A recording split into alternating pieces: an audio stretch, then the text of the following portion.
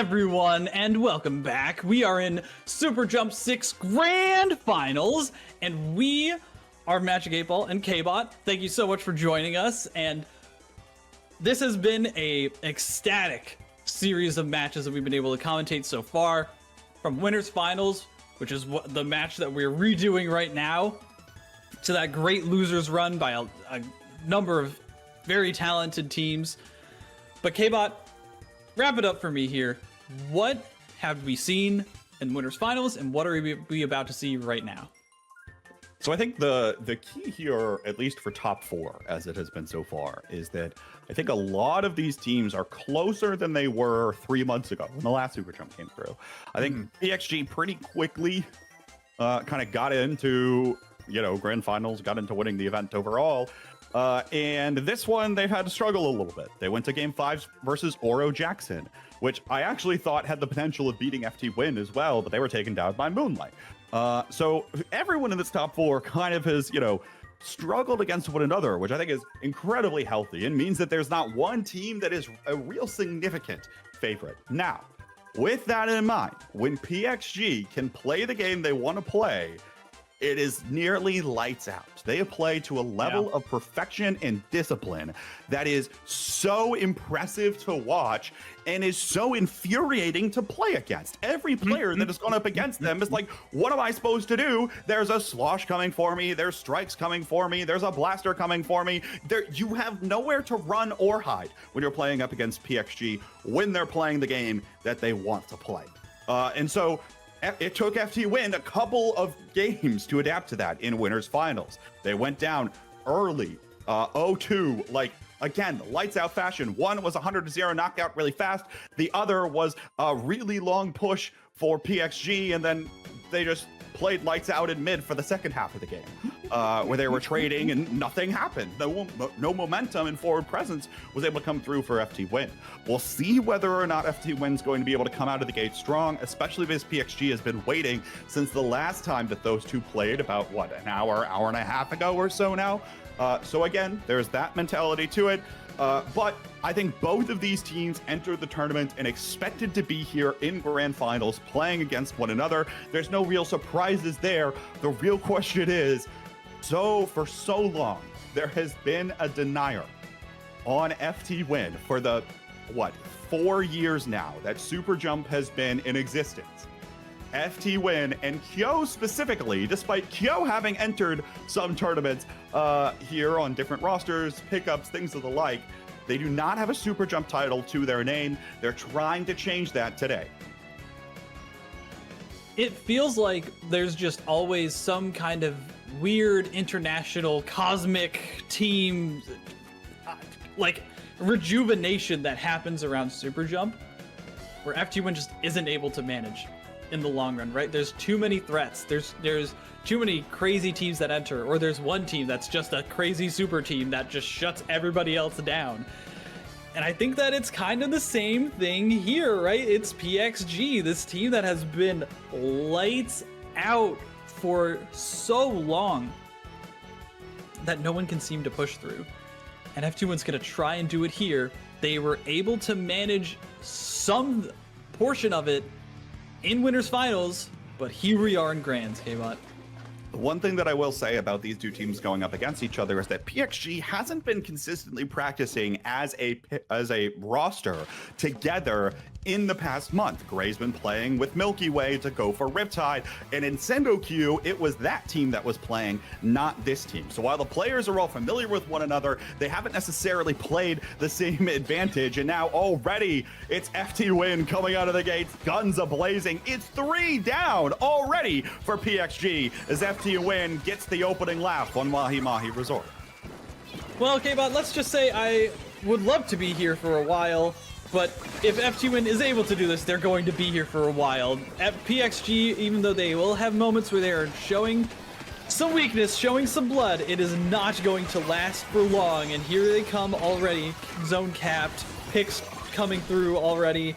Even though Kyo was able to get a couple of funny reef sliders, it's not going to be enough in the long run. They're going to have to do it again and again and again. And here comes Noah on the ground, able to start getting some shots and push them away. Given a moment for PxG to find their groove. I'm sure they will in a moment here, as now the Missiles team up with the extra chip damage off of Noah's pencil. But even still, the rest of his teammates went down already. Noah forced to jump away in the true Anchor's plight. And all of a sudden, it's FTWin once more, control of the zone, trying to buy even more space. But I love to see Biscuit back on this pencil. He was a little hesitant to go back to it in the last one versus Moonlight, but here it seems like the answer into PxG.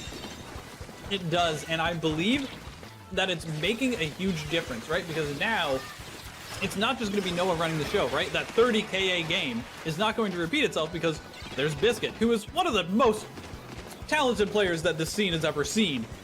If nobody remembers how dominant Biscuit was in his prime. And this is making a huge difference, right? Now, PxG is not getting all of these massive breakthroughs. There's a huge turret in the way that they can't seem to break through, and that is Biscuit. I think this is going to be the key difference. As you see here, FTWin has so much more room to work with as they're trying to break back in, as they're trying to poke around, and they're doing it right here. They've got the specials almost online, and they do have the cooler at the ready, which is, again, allowing them to just give a little bit more breathing room. PxG is able to hold out for a little bit longer, but this is going to be his own cap, and FTWin is trying to fight back. Kyo going in with the Reef Slider, just making sure that the zone doesn't get out of control too quickly. Is basically that was probably willing to give away his life on that particular play, just trying to get that penalty up and make it so that PxG doesn't continue extending the lead much further than where it is, because FTWin's in a really decent spot right now, taking down Goss, and now with the opportunity, just 10 ticks here to take back control of the lead, although here comes Gray, and I think that was a double from him. Biscuit forced to jump away, and PxG is right back to it. I love how Kyo is still staying and fighting, though. I think that's so important.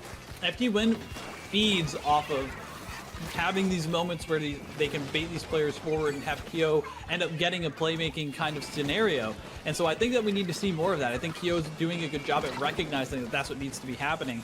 And even though this Reef Slider is going to be what he's going for most of the time, there's going to be downtimes, and that's when he needs to step up.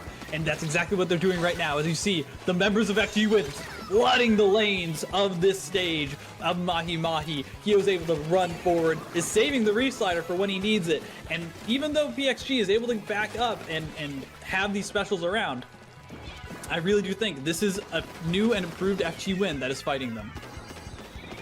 The interesting thing so far is that Kyo has saved the Reef Slider for every possible zone cheese that there is in existence. I don't think he's using it at all to push around the members of PxG.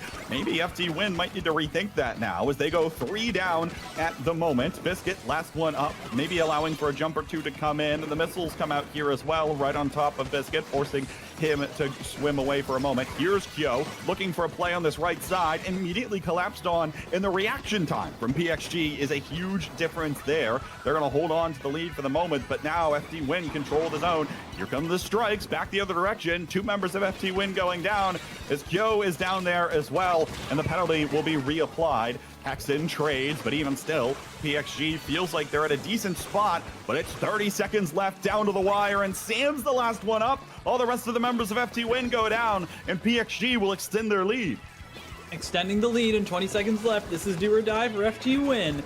Although not for their tournament run, this is at the very least what they need to be doing, thinking of in the situation. But that's Sam getting picked off by Gray, who is saying, I am here, I am the expert, the veteran, the one who has been doing this the best for the longest, and you cannot just get away with anything. I am here, and I'm about to win my next super jump in a row. You need to do better than that. Just Gray. Now all I'm thinking about is like Gray sitting next to Biscuit and just being like, you need to do better than that. Or Sam, the up and comer, just sitting down on the bench being like, son, you need to do better than that. If you want to knock me off. Yeah, again, the frustrating performance versus PxG. Gray's running at you. Jordan is running at you. The strikes are out. You can't get control of the zone because Jordan's always throwing the strikes for the zone. I mean, what are you going to do, right?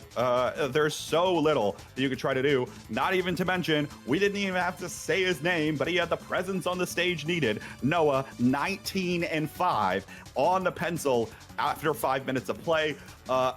That's what you need. I mean, what are you going to do versus this team? You have to find some strategy to split them apart somehow to an insane degree where they can't possibly help out each other at all. And at this point, the way that PxG is playing and the way that they're able to play with each other, the Reef Slider isn't even fast enough to surprise them.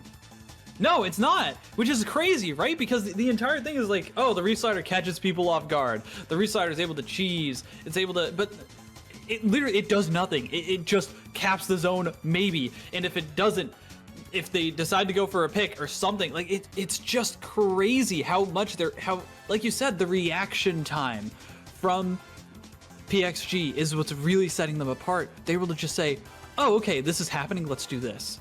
It's effortless.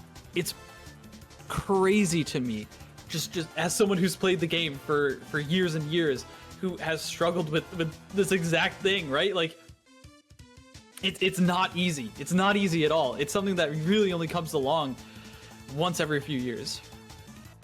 Yeah, certainly.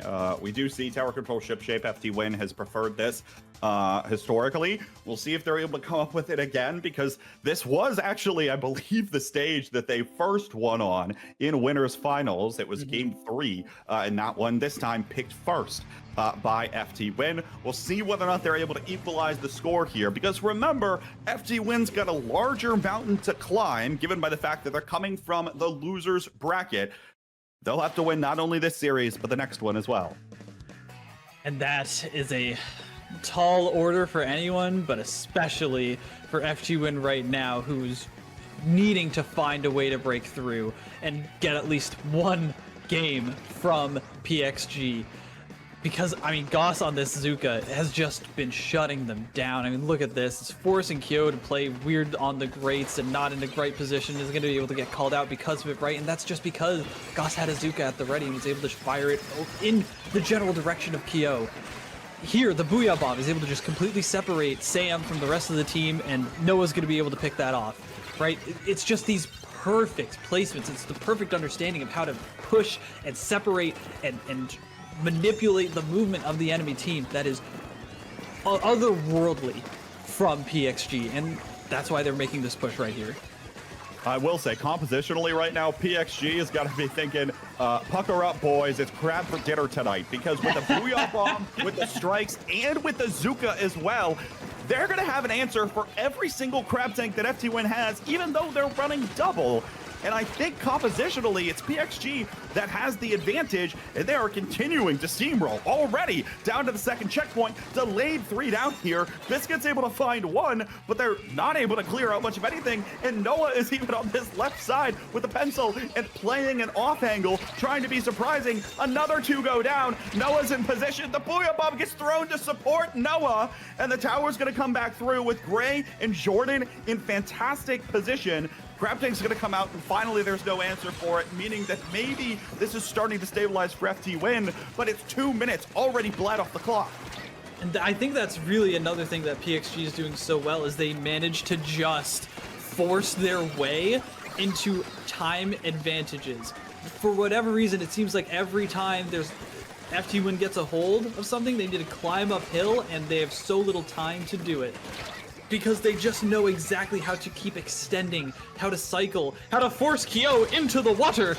And Goss is able to at least manage this here. I think it's finally a turning tide for FTWin, but Hexen really needs to be careful diving over in this enemy territory. He's able to jump out, but that's the kind of play that we need to be seeing, and that is so hard to pull off when you have these constant, aggressive special usages from PxG. Seeing that continue to come through. Another Booyah Bomb, this time from FTWin, but even still, PxG collapsing on everything. The delayed wipe comes through, and Hexen jumps back in, trying to find one for the road here, is able to do just that. Kyo tries to play aggressive, but also gets taken down. Gray is gonna get traded back out, and again, we're reset to neutral, but 2 minutes left to play here is all FTWin has, and if they want to get their momentum going, they have to start sooner rather than later, and it looks like they might have here with a 2-down situation, although one goes down thanks to Gosuzuka, and once more, a special comes in to shut down FTWin. Right, but if you dive forward too quickly, you're just gonna get swatted away, right? Like, it's not like they have the exact mechanics to perfectly match PxG here, right? It's very obvious at this point that PxG is just winning more fights. And so because of that, they need to temper their timing. And because of that, there's just time that gets bled off the clock. It's insane how PxG is able to just manage all of this while also still maintaining their excellent execution. I cannot describe to you how difficult this is for FTWin here. It's almost impossible to deal with. Finally, this looks like there's something breaking through, and there's 2 members of PxG going down, but Gray is still on this tower, and Jordan has trip strikes, and there's jumps coming in. Yeah, Noah's right back to it. Jordan is there. Noah's gonna get taken down. All right, Gray gets taken down. Maybe finally an opportunity, and in fact, Jordan will decide to jump on away. But once again, another minute eaten off of the clock by PxG. This is the only push that FTWin has to try to make something happen, and already they're using one of their crab tanks for it. Joe's forced to just ball away, though. Doesn't have a lot that he can get done, as instantly everyone from PxG is on top of it, trying to shut it down completely. And a Booyah Bomb comes out here as well for FTWin. But again, it feels like they have to do everything perfectly while PxG presses a single button to shut down their push. And there's 15 more seconds left to play. It's overtime. 2 go down, 3 go down. It's only Biscuit left up, and it's PxG on top of the tower. It looks like that'll be the way things close. I genuinely don't know what else to say other than maybe FLC had a point. Maybe you can lose the game at weapon select. I mean, genuinely, like that was awful to witness. That felt so crazily lopsided against teams that we saw in winners finals. They were able to fight each other very well. Like it's not like this is a huge mismatch in skill, but that game looked like it was only ever in PxG's control. It was either they push for the first 2 minutes of the game, then it resets to neutral, then they scrap for about a minute to just continue to, you know, stall time off the clock. Then it's a minute left of the game. They make another push of their own all the way down to the other checkpoint on the other side, and FTWin's got a minute left on the clock. Time's going to expire. They go 3 down, and that's GG. I don't know what the answer is against PxG. I don't. I don't think anyone does, which is the reason why PxG continues to be sitting here right now. But to your point, yeah, I mean, you're playing double crab into 3 specials that do object damage. I certainly don't see the vision. I know that it can get set up, and I know that it can be successful for FTWin, because they wouldn't be sitting in grand finals right now if it didn't, but it just doesn't look like enough, especially when Goss knows that's what you're going to do and switches over to Dazuka to further amplify the issue. I'm thinking back to Splat World Series, where we saw a lot of similar compositions from that PxG is playing with right now to what we saw from a lot of the talent from Japan, right? It was very similar. It was the S-Blast, it was the pencil, it was the slosher, and then insert your favorite shooter here. And that's what PxG is doing, and it's just working. It like genuinely, that could be the entire difference. We're going to tournament point for FTWin in grand finals. Or who? Tournament point for PxG in grand finals of SuperJump 6. FTWin wins or goes home, and they're on tower control Hagglefish Market. And they're sticking with their guns. They're saying, no, we'll just take it. We'll eat it. We'll be able to make this work, right? surely they're gonna try here, as now it looks like one goes down. That's Jordan early that Sam was able to pick off. Goss's Aaron's Trizuka actually does find one onto Kyo, and all of a sudden we're seeing the opening scraps of the game, but actually this time it looks like it's FTWin that's got the momentum and the wind in their sails. 3 down now for PxG, and FTWin looks like they just snapped into a different dimension. Okay. Yeah, I mean, this is exactly what we need, right? Let's make this a game. K-Bot, let's turn this whole thing around. I'm down. I don't have much else going on for the rest of the day. Let's see a bracket reset. Let's see a full-on reverse. I'm good with that. Let's go FTWin. Whatever, dude. They nearly did it once, but they'll have to try to do it this time in order just to have the right to go for the win. But at this point, they can't. 2 down for PxG, even still, with members of FTWin swarming around the tower. Joe's gonna have another grab tank at the ready in just a moment. The Booyah Bomb's gonna come out of Sam here as well. And already you see Noah in position, but Sam goes down in the Booyah Bomb, immediately shredded by the members of PxG, just slightly too far forward. And the grab tank is down. Gray pushes Kyo back on away, and suddenly Sam comes diving over the box, takes down Gray, but even still, trading his own life at the moment is not exactly what the doctor ordered for FTWin. The tower is resetting back to neutral. Meanwhile, the fight continues with PxG slowly inching forward. And this is kind of, we talked about theoretical play like a while ago in terms of cooler versus not cooler versus, how do you need to be like cycling it? And I really do feel like this is it, right? Like PxG is just not stopping fighting, right? Like their entire strategy is we're just gonna keep rolling. Right, it's not, and not in a, oh, we're just gonna keep feeding. No, we're just gonna keep rolling. We're gonna keep forcing you to fight us and keep having this cooler online and having Noah consistently putting on pressure so that we can just keep forcing you to lose your special, to lose your positioning, to do whatever you need to do, right? And that was crazy for Goss. Come on, guys. What are we doing? What are we doing? Finally, Gray is back on the tower, and PxG did get stopped, but they're finally rolling back to getting this lead again, K-Bot. Booyah Bomb and the Zuka going out for broke here at the moment. Not able to come up with a lot of value, even though Hexen gets taken down as he was attempting to dive forward towards the tower. 2 minutes left to play. PxG is in position. Goss sneaking forward. He takes out Kill from the backside, and suddenly it's PxG that have just opened up the stage. Jordan's gonna take another one down. It's 3 down for FTWin, and PxG is pushing for the tournament win. Goss, the Booyah Bomb, the Trizuka, everything of FTWin's worst nightmares is going right for them. It looks like they'll be able to reset here for just a moment, but here come the strikes again.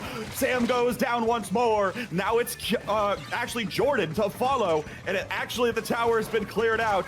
PxG not able to come up with the win here, but feeling very confident with a push to 15. I mean, it feels like FTWin is trying to fight in the enemy base in their own base. Like that's how turned around they looked in that entire scrap. This is crazy. They only have a minute left to try and make the craziest push of their lives against a team that has been preventing them from doing much of anything on the map this entire tournament. But they have a chance here. They do. This is it. This is what they need. But they can't let crazy deaths happen like that. They need to play perfectly. They need to let every single mistake melt away. But instead, they're just letting it combine and collapse. Booyahs that are not being used in safety in mind. Crabs that are used too far forward and in the wrong timing. They just need to put it together one time, and they've got this. Can Hexen, leading this FTWin crew, push this thing to its completion? But there's always someone behind them. This time it's Gray. Hexen's turned around and now turns right back around, met with Goss's Trizuka. The strikes come out as well. It's the crab tank here from Kyo trying to find the key to victory, but it's a yellow sea of ink all around him. Biscuit and Sam around the tower as Gray and Jordan look to collapse. Kyo is just an arm's length away, and PxG will find the repeat victory. They are your SuperJump 6 champions. PxG, and that team is dynamite. They have been nothing if not basically perfect in terms of Splatoon play, as far as I can see, as far as the entire understanding of how to compete at this game has progressed. It's immaculate, if I'm being honest. Everything that they've done was precise. Every fight they took was exact. And every single time it felt like FTWin had some kind of opening, they just shut it down, even if it took a little while. Nothing else I can say. Truly, they are the champions. There was also always something to shut them down, right?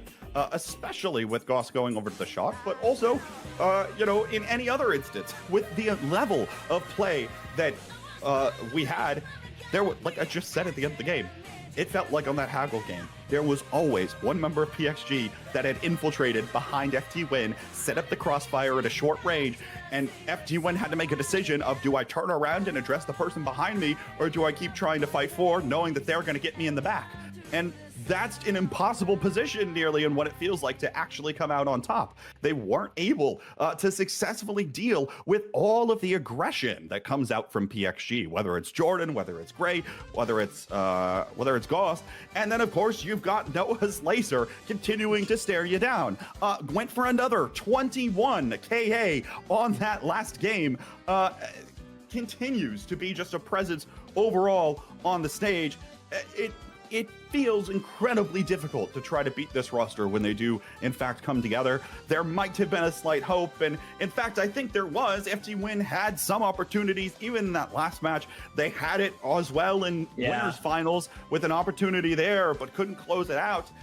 And this is the story yet again. And that's... It really is, doesn't feel like an FTWin storyline. No. But that's kind of how it's been going for them for a while. They just haven't quite been putting things together. It looked better, I think, in the past few instances that they've been around, that they've been trying to get these runs together, but even still, there's something missing there. And Hexen was a big help for it, truly, right? I mean, they looked revitalized today in these first matches, but there's just that last little bit that they need to go that I think is going to take, like you said, a commitment to playing consistently, a commitment to working with each other and to figuring things out. And I hope that they are able to put the pieces together. Let's hope. I mean, with the couple of months that are ahead, I think there is certainly an avenue forward for FTWin. I think there are compositional mismatches that we've called out that they're going to have to try to find a way to go back to the drawing board and find answers for, because the reality is I am afraid that Milky Way is going to play similarly, right? Maybe they'll have Jared continue to stick on this crab, but even still, they're going to have to deal with Bran. They're going to have to deal with Jared being aggressive even when he's on the vanilla dualies, for that matter. And so it'll be an interesting thing to follow. But for now, it is PxG that continue to dominate in the international seed. They won 3 months ago. Jordan, Noah sort of lineup has won the past 3 or 4 Sendo-Q majors, is what it feels like. This is the team that will consistently find the way to close out the tournament.